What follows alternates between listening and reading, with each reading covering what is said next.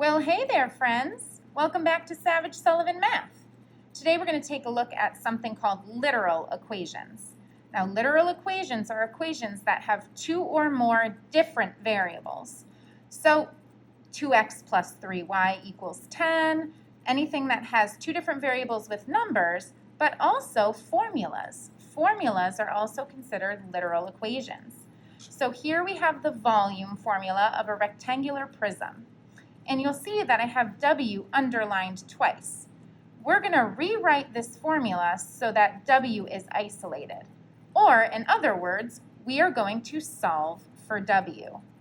Well, if I think about what this means volume equals length times width times height. How do we undo multiplication? That's right, division. But I see that we are actually multiplying by two things. So we can actually do this two different ways. Let's start by saying divide by L. If I divide by L, I'm going to end up with V over L equals WH.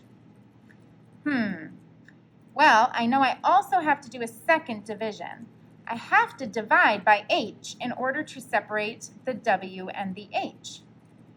Well, if I try to write it as a giant complex fraction, that looks pretty messy. So we can simplify that. So if I was going to show a second way to do this, if I go back to the beginning and I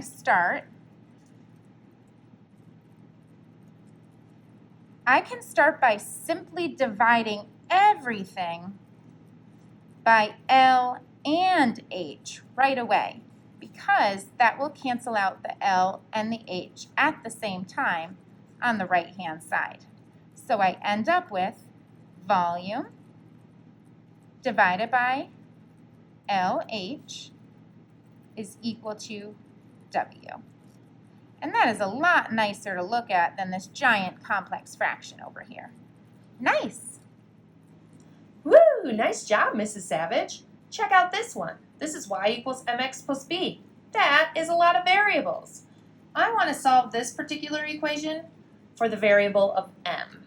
Well, I know that to do that, I have to ultimately get rid of the x and the b. I think it's going to be easier to get rid of the b first.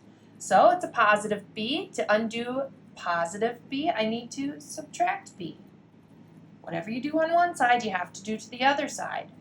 So this on the left-hand side is y minus b is equal to, I still have my mx, but this positive b and negative b cancel out.